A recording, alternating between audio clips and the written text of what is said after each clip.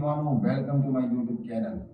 आज रात 8 बजे पाकिस्तान और बांग्लादेश के दरमियान पहला T20 लाहौर में खेला जाएगा। सबसे पहले बात करते हैं बांग्लादेश की।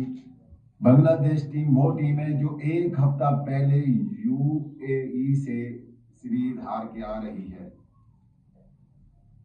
एक हफ्ता पहले बांग्लादेश यूएई गई थी, जहां 2 मैचेस खेलने जाने थे। एक मैच और एंड हुआ जहां बांग्लादेश 2-1 से सीरीज हारी हुई है। और अगर बात की जाए बांग्लादेश की तो इसमें कोई भी खास बात नहीं है। इसी बात को हमने पहले भी सोचा था, तो हम बांग्लादेश से टेस्ट में वाइट वॉश हुए थे। और मेरी पीसीबी से दरख्वास्त है कि इस दफा पिच में कोई टेक्निक या कोई तजर्बा नहीं आजमाना, या जैसे पीएसएल के दरमियान में ऑस्ट्रेलिया की पिच आ गई है तो बॉल टर्न हो रहा है या वो मूव हो रही है, तो ऐसी कोई भी टेक्निक इस्तेमाल नहीं करनी, ना ही कोई पिच में कोई चेंजिंग करनी है। क्योंकि इसके बाद हमने ना तो ऑस्ट्रेलिया जाना है ना तो इंग्लैंड जाना है। अगर हमारा इसके बाद T20 वर्ल्ड कप ऑस्ट्रेलिया में होता तो फिर हम मानते हैं यार चलो ऑस्ट्रेलिया की पिच है, हमें मदद मिलेगी या हमने ऑस्ट्रेलिया के साथ कोई सीरीज खेलनी है। इसके बाद हमारा ऑस्ट्रेलिया के साथ कोई प्लान नहीं है। जैसे ही पीएसएल की पिचेस इस्तेमाल हो रही हैं, फ्लैट पिचेस मिल रही है, ऐसे ही पिचेस मिल जाए तो बेहतर है और पाकिस्तान टीम को भी हेल्प मिलेगी। और इसके बाद वैसे भी हमने 31 जुलाई को वेस्ट इंडीज जाना है, जहां की कंडीशन पाकिस्तान की सेम है। बॉलर को भी हेल्प मिलती है, बैट्समैन भी स्कोर करते हैं, बैट्समैन लाहौर में भी स्कोर करेगा और जब हम वेस्ट इंडीज जाएंगे वहां भी बैट्समैन स्कोर करेंगे।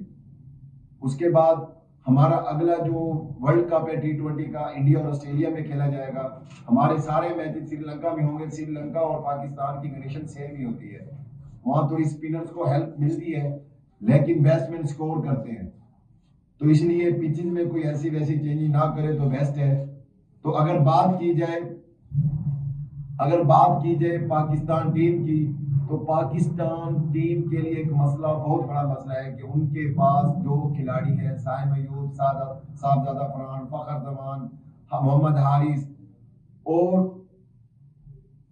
हसन नवाज, इनको एडजस्ट करना पाकिस्तान के लिए बहुत मुश्किल होगा। एक पाकिस्तान के पास प्लेयर था आगा सलमान जो थोड़ा सुकून से खेलता था, अब उसके पास हसन नवाज भी ऐसा लड़का है जो कि कंडीशन और रिक्वायरमेंट के मुताबिक खेलता है।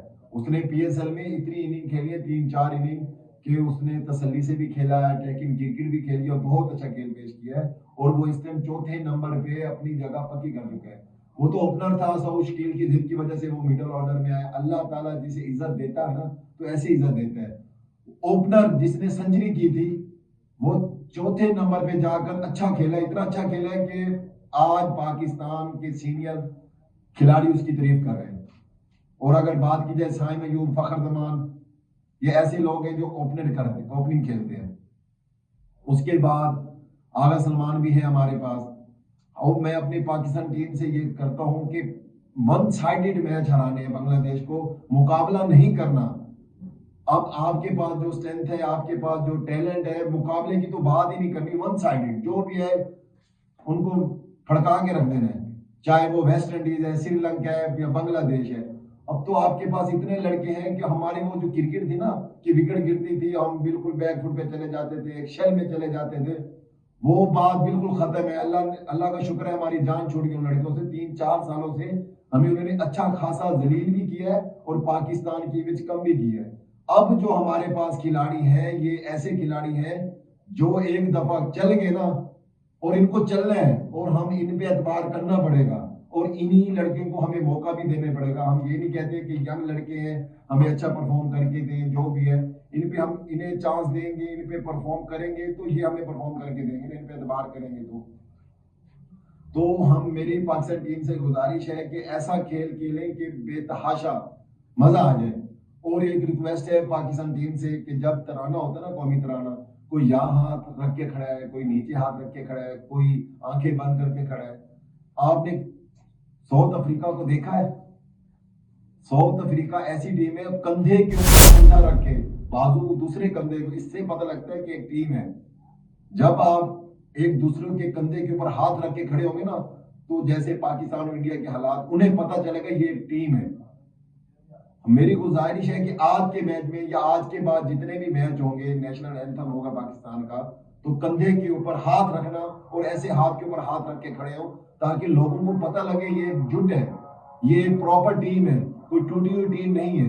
इससे जज्बा पैदा होता है। जो पाकिस्तान आर्मी के आंखों में दहशत है ना, ये पाकिस्तान टीम को भी अपनी आंखों में लानी पड़ेगी। ये जो क्रिकेट खेलते हैं ये कोई आम बात नहीं है, ये एक दहशत वाला काम है, लड़ते हैं ये लोग। ये अगर ऐसा करेंगे तो हमें खुशी होगी और हमारी पाकिस्तान टीम को चाहिए कि वो लड़े। और उसके बाद एक और स्टेटमेंट आई है इमाद वसीम की, आप ये वीडियो चेक करें। यस, लेकिन वो शोएब वाली बात, money can do things for you. इस वीडियो में इमाद वसीम साहब कह रहे हैं कि सिकंदर रजा जो इंग्लैंड से यूएई, दुबई और पाकिस्तान आए पैसे के लिए है। जिस इंसान की जैसी सोच होती है ना, वो वैसे ही सोचता है। ये वो इमाद वसीम है जिसने लीग के लिए पाकिस्तान टीम से इस्तीफा दे दिया था।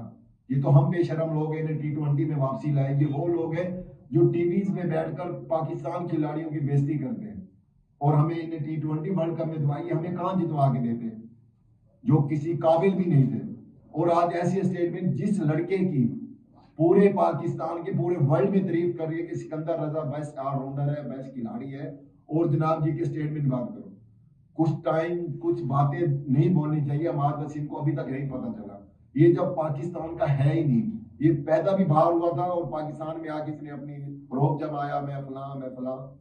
अगर ये पाकिस्तान को होता, इसे पता होता इज्जत क्या चीज है, इसने बस कह दिया कि वो पैसे के लिए आता है। पैसे के लिए तो आप लोग जाते हैं कि नेशनल 20 छोड़ के आप चले गए T20 टीम और लीग खेले चले गए।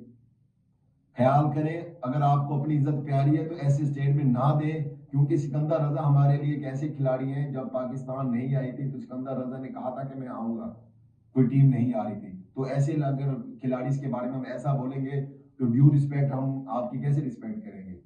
मजीद वीडियोस देखने के लिए हमारे पेज को लाइक करें, सब्सक्राइब करें। शुक्रिया, अल्लाह हाफिज।